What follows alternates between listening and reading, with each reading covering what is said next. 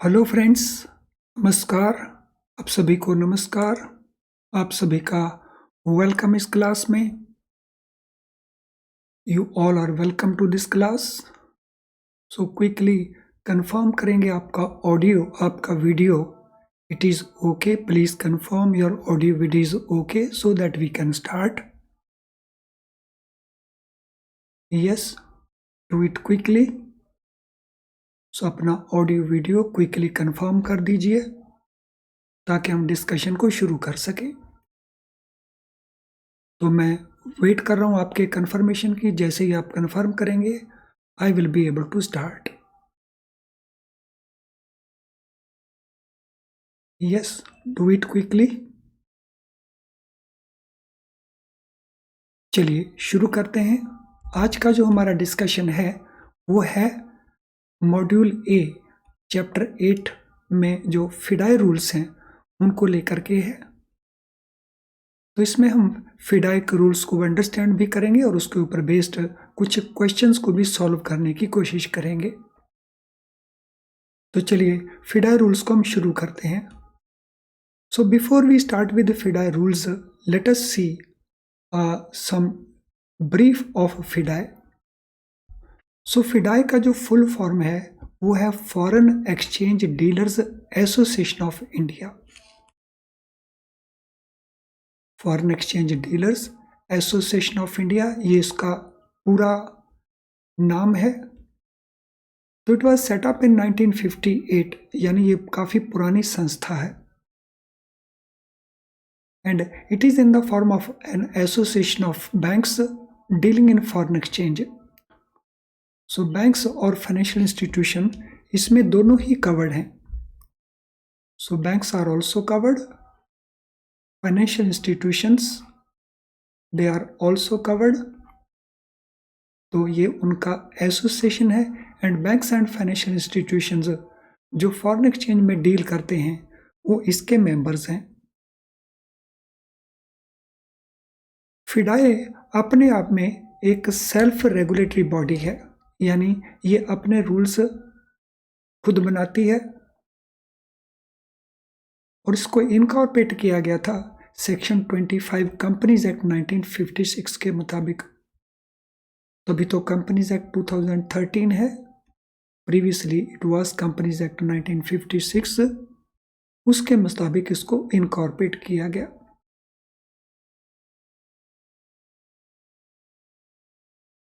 अब फिडाई के फंक्शंस क्या हैं, इसकी मेजर एक्टिविटीज क्या क्या हैं।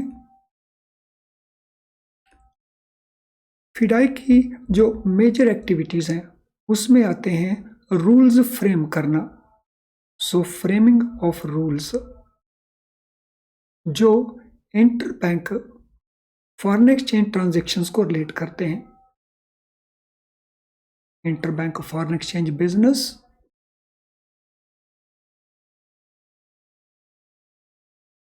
एंड आरबीआई के साथ लाइजन क्रिएट करना for reforming and developing foreign exchange market. तो they play this important role. So ये था फिडाई का ब्रीफ। सो फिडाई रूल्स को फ्रेम करती है जैसा हमने यहाँ पे अंडरस्टैंड किया। सो फिडाई के ये रूल्स जो हैं देयर आर 8 रूल्स। 8 ऐसे रूल हैं फिडाई के जो फिडाई ने फ्रेम किए और ये फॉरेन एक्सचेंज की जो ऑपरेशनल एस्पेक्ट्स हैं उनको लेकर के ऑलमोस्ट सभी चीज़ों को कवर करते हैं। सो देयर आर 8 रूल्स और उन 8 रूल्स में सब रूल्स भी हैं। सो 8 रूल्स के साथ साथ देयर आर सब रूल्स एज वेल।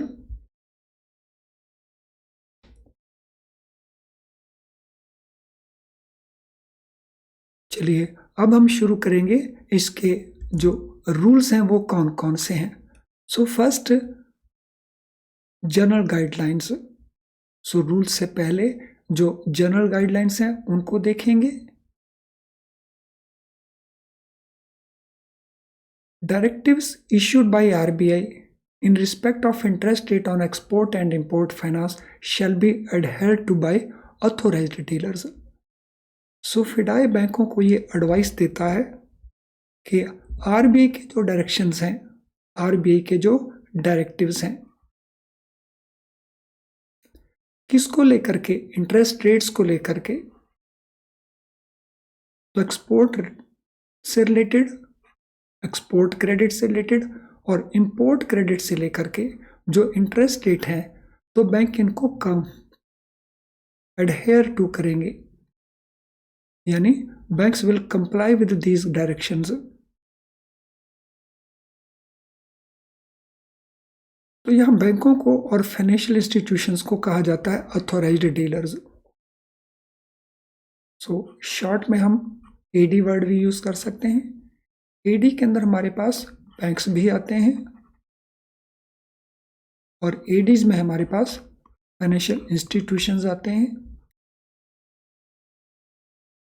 और एडी को लाइसेंसिंग करता है Reserve Bank of India. So A D को जो लाइसेंस दिया जाता है that is given by Reserve Bank of India, and based on that license वो फॉरेन एक्सचेंज बिजनेस को कंडक्ट कर सकते हैं। सो कोई भी संस्था फॉरेन एक्सचेंज को जो बिजनेस है, ट्रांजैक्शन है, उसको कंडक्ट नहीं कर सकते जब तक उसके पास आरबीआई का लाइसेंस नहीं है, तो उनको हम एडीज कहते हैं। Member banks can determine their own charges for various type of foreign exchange transactions. तो जहां तक बात रही चार्जेस की, so there could be different type of charges. तो बैंक्स अपने लेवल के ऊपर फ्री हैं उन चार्जेस को डिटरमिन करने के लिए जो फॉरेन एक्सचेंज की ट्रांजेक्शन्स को रिलेट करते हैं।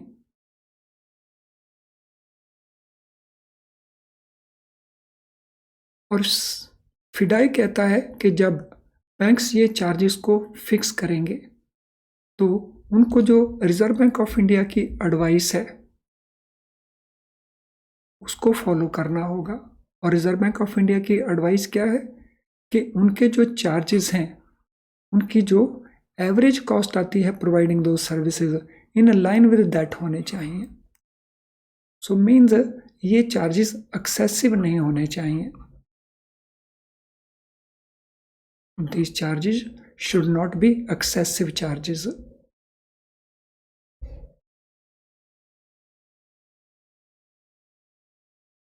तो ये थी जनरल गाइडलाइंस, और इसके बाद हम जो इंडिविजुअल रूल्स हैं फॉरेन एक्सचेंज ट्रांजैक्शंस के साथ डील करने के लिए, तो उनको हम अंडरस्टैंड करने की कोशिश करते हैं।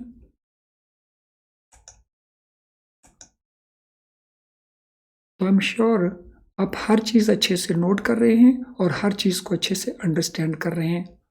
और अगर ऐसा है तो क्विकली आप NQ नो क्वेश्चन को पोस्ट कर सकते हैं, कर दीजिए all of you. So I am sure कि आप हर चीज़ को अच्छे से अंडरस्टैंड कर रहे हैं। If that be the position तो quickly NQ no question type कर दीजिए। So AD banks, they can open standby letter of credit. तो ये भी जनरल गाइडलाइंस का ही पार्ट है। Authorised dealers stand by LCs open कर सकते हैं on behalf of their import constituents. So ये स्टैंड बाई LC क्या होता है? स्टैंड बाई LC जो है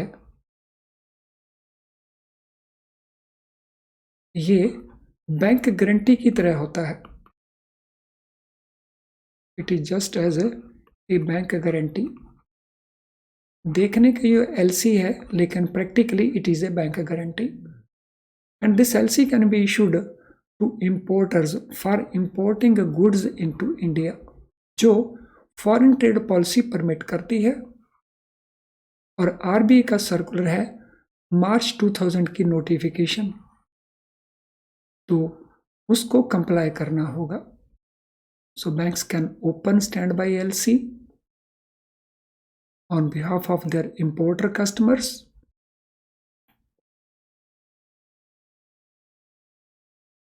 एंड वाइल डूइंग सो उनको फॉलो करना होगा गवर्नमेंट ऑफ इंडिया की foreign trade policy, that is number 1. Secondly, RBI का notification relating to stand by LCs.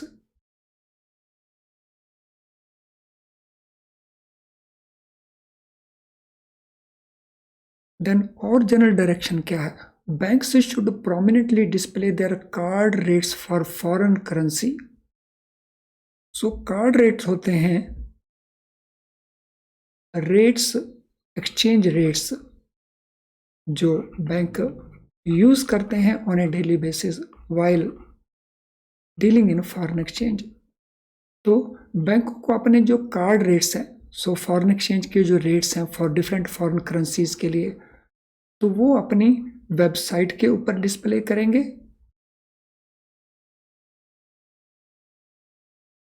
और उनकी जो बी कैटेगरी की ब्रांचेज हैं तो वहाँ पे भी डिस्प्ले करेंगे. सो बी कैटेगरी ब्रांचेज वो हैं जो फॉरेन एक्सचेंज में डीलिंग कर सकती हैं.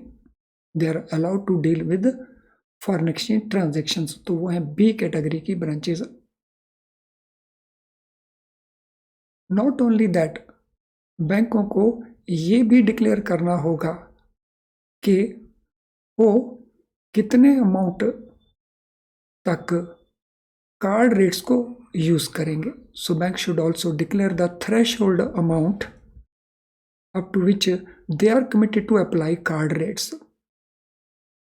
तो कितने अमाउंट तक वो कार्ड रेट्स को यूज करेंगे, सो बैंकों को ये डिक्लेरेशन भी देना होगा.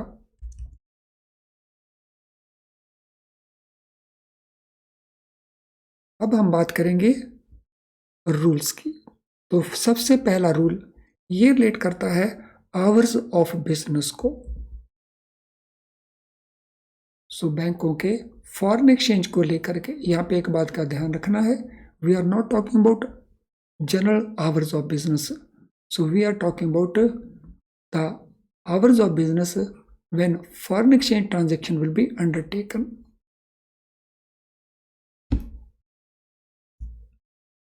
सो इनसे रिलेटेड रूल्स क्या क्या हैं?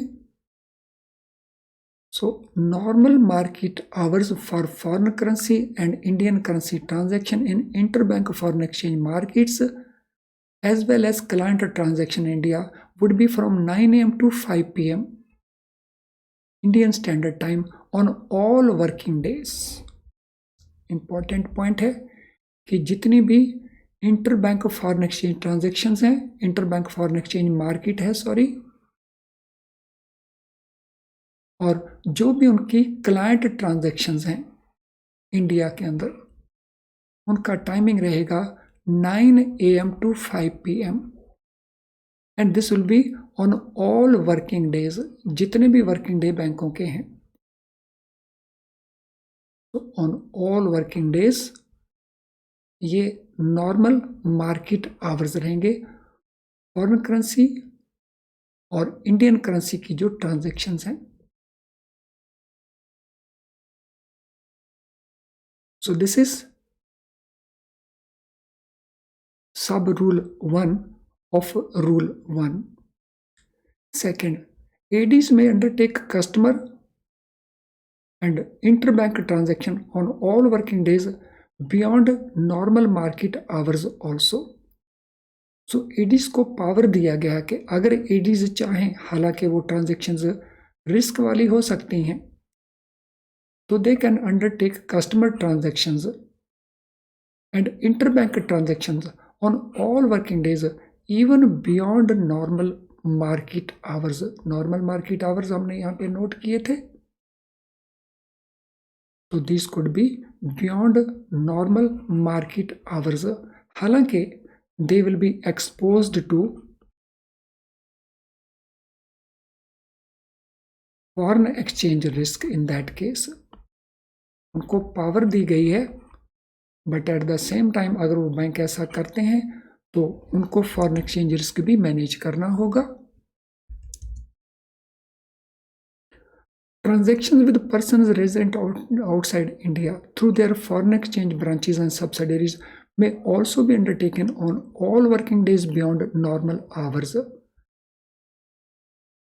तो बैंकों की जो फॉरेन ब्रांचेस हैं या सब्सिडरीज हैं,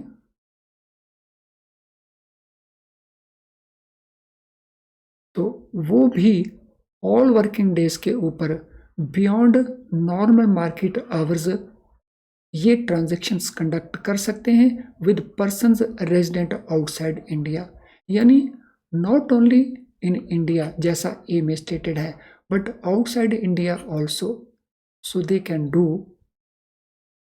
on all working days beyond normal market hours.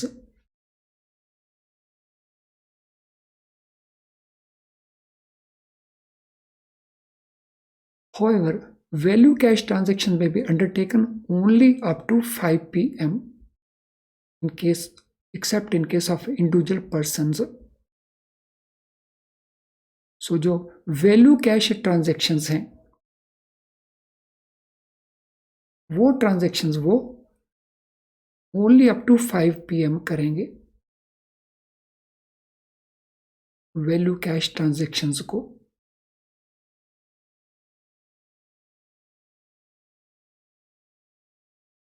Transactions including value cash transactions for individual persons can be undertaken even on Saturdays and Sundays and holidays according to bank's internal policy. तो अगर bank चाहें सभी transactions including value cash transactions individual persons के लिए, not for the corporates and non individuals के नहीं है, और इंडिविजुअल में जॉइंट अकाउंट होल्डर्स भी आ जाएंगे और प्रोप्राइटरी फर्म्स भी आ जाएंगी, तो इन ट्रांजैक्शंस को इवन सैटरडेज को, इवन संडेज को और हॉलीडेज को भी कैरी किया जा सकता है, प्रोवाइडेड उसके लिए बैंक का बोर्ड अप्रूव्ड पॉलिसी होनी चाहिए।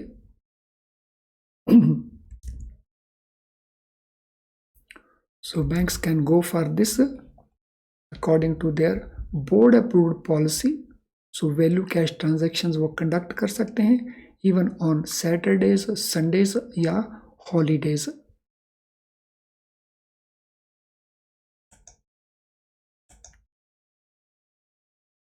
So I'm sure everything is very, very clear to all of you. For any transaction undertaken beyond market hours, अगर कोई ट्रांजैक्शन मार्केट आवर्स के बाद की है, तो मार्केट आवर्स इंडिया में है 9 to 5 p.m.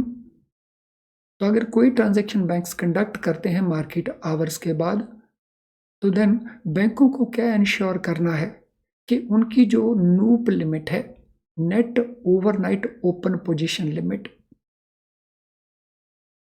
सो नूप को हर एक बैंक का बोर्ड अप्रूव करता है कि बैंक की नूप लिमिट कितनी होगी, तो ये फॉरेन एक्सचेंज ट्रांजैक्शंस को लेकर के नूप लिमिट होती है।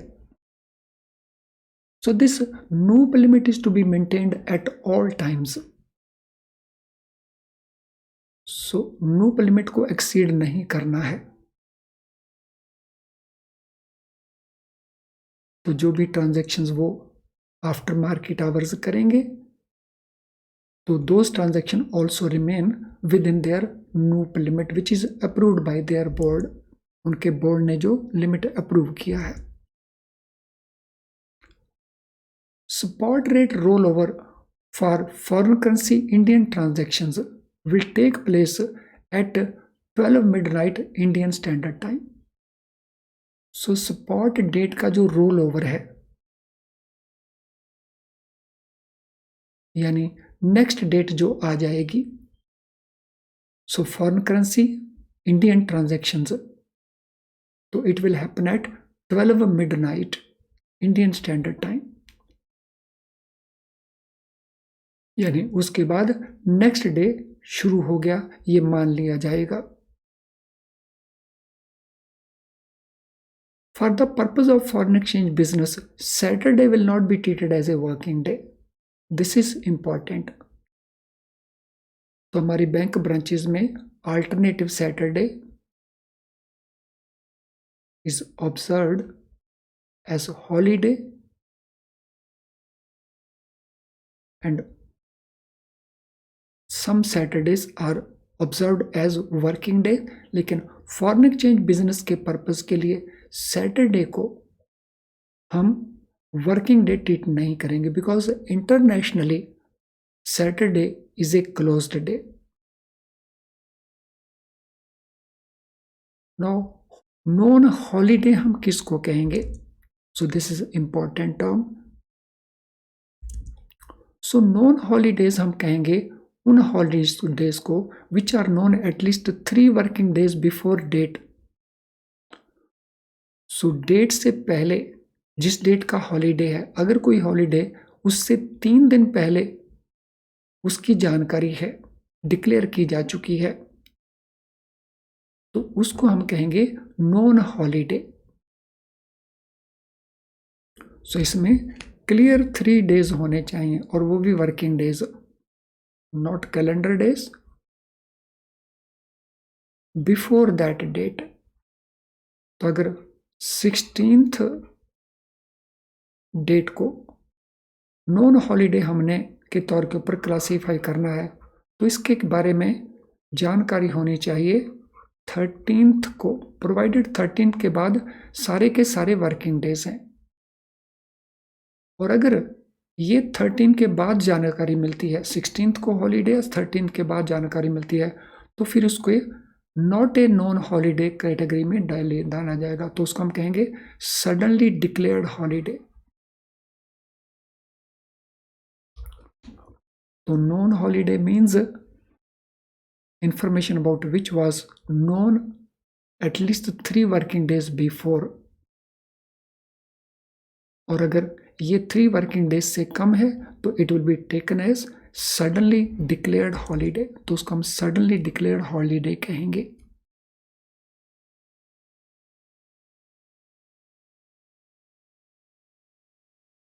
Suppose day 1, 2, 3, 4 are all working days। If day 4 is declared as a holiday on or after 1st, it will be suddenly declared holiday। If day 4 is declared as a holiday prior to 1st, it would be non working holiday। तो यहाँ पे जो example दिया, तो this mean this should have been declared not on 13th, but this should have been declared on 12th। So 3 दिन पहले। तो अगर 1, 2, 3, 4 ये ऑल वर्किंग डेज हैं और डे 4 को अगर हमने हॉलीडे डिक्लेयर करना है, तो ये हॉलीडे ऑन और आफ्टर अगर 1st को डिक्लेयर किया जाता है, यानी ये पहली तारीख से 1st डेट से पहले डिक्लेयर हो जाना चाहिए, only then it will be treated as a non holiday. यानी between non holiday and date of declaration there must be 3 clear working days। चलिए फ्रेंड्स, अगर आपका लाइक डिसलाइक रहता है, क्विकली लाइक डिसलाइक को कंप्लीट कर देंगे सो दैट हम सेशन को कंटिन्यू करें। यस, बहुत सारे स्टूडेंट्स हैं जिनका लाइक डिसलाइक अभी तक नहीं हुआ है, सो वो लाइक डिसलाइक को कंप्लीट कर देंगे। और आपके क्वेश्चंस जो हैं वो आप कमेंट बॉक्स में भी टाइप कर सकते हैं। So you can type your questions in the comment box. At the same time ये इन्फॉर्मेशन जो राइट साइड में अवेलेबल है, तो ये इन्फॉर्मेशन आपके काम की हो सकती है। इस सारी इन्फॉर्मेशन को रीड करिए और in case of need you can take the benefit also. चलिए अब हम कुछ क्वेश्चंस को करेंगे जो फिडाई रूल्स के ऊपर बेस्ड हैं। According to FEDAI rules, what should authorised dealer adhere to in respect of interest rate on export and import finance. FEDAI rules के मुताबिक ऑथोराइज्ड डीलर किस चीज़ को कंप्लाई करेंगे जब वो एक्सपोर्ट और इंपोर्ट फाइनेंस के ऊपर इंटरेस्ट रेट चार्ज करेंगे। तो ये हमारे ऑप्शन आंसर्स हैं, तो इन सभी ऑप्शन को केयरफुली रीड करिए and then give the answer. So read all options very carefully and then try to answer the question.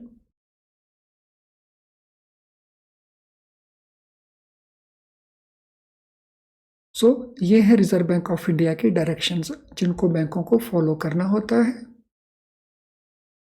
What are authority dealers permitted to do in regard to standby LCs for importing goods into India? AD को क्या permit किया है कि वो stand by LC for import into India उसके लिए issue कर सकते हैं. तो ये हमारे पास उसके ऑप्शन आंसर्स हैं. ADs can not do this. ADs can do this subject to adherence of guidelines issued by FIDI. ADs can do this provided वो मिनिस्ट्री ऑफ फाइनेंस की गाइडलाइंस को फॉलो करें. ADs can do this provided वो foreign trade policy की guidelines को follow करें. तो इसमें हमारा जो आंसर है वो बनेगा बी और उसके साथ साथ डी, क्योंकि जो भी स्टैंड बाई LC इशू किए जाएंगे उसमें फॉरेन ट्रेड पॉलिसी को भी फॉलो करना होगा.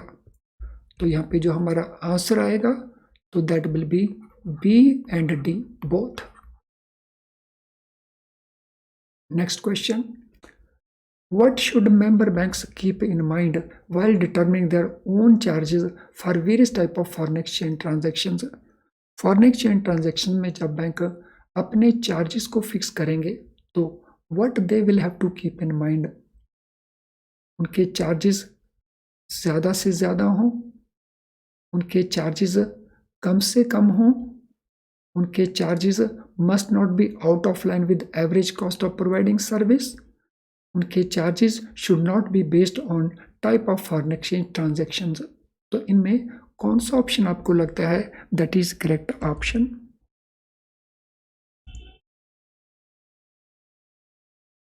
तो उनके जो चार्जेस हैं so they should be not be out of line with their average cost. उनकी जो एवरेज कॉस्ट आ रही है उसके लाइन इन लाइन विद होने चाहिए. What should banks do in regard to their card rates for foreign currencies? सो बैंकों के जो कार्ड रेट्स हैं फॉरेन करेंसी के उनके बारे में बैंकों को क्या करना चाहिए? Bank should not display, bank should declare threshold amount beyond which they are committed to apply card rates. Bank should not declare threshold amount up to which they are committed. Bank should not display their card rates on their B category branches. तो इनमें most appropriate answers कौन से बनते हैं? Question number 4 के लिए. सो उनको जो अपने कार्ड रेट्स हैं वो किस अमाउंट तक अप्लाई करेंगे तो वो थ्रेशोल्ड उनको बताना पड़ेगा. यानी यहाँ पे आंसर बी जो है that is the correct answer. Question number 5. Where can information regarding foreign exchange related programs, exchange rates advice at various times, important circulars issued by FIDI etc. should be found? तो FIDI के द्वारा जो important circular issue किए जाते हैं regarding foreign exchange related programs, exchange rate advised at various times, तो ये कहाँ पे मिलते हैं? RBI वेबसाइट के ऊपर, मिनिस्ट्री ऑफ कॉमर्स की वेबसाइट के ऊपर, फॉरेन ट्रेड पॉलिसी वेबसाइट के ऊपर या फिडाई वेबसाइट के ऊपर. तो ये सारे मिलते हैं फिडाई वेबसाइट के ऊपर. What does FEDAI reference to authorised dealer refer to? So जब फिडाई ऑथोराइज्ड डीलर वर्ड को यूज करता है तो इसमें कौन कौन इंक्लूड होते हैं?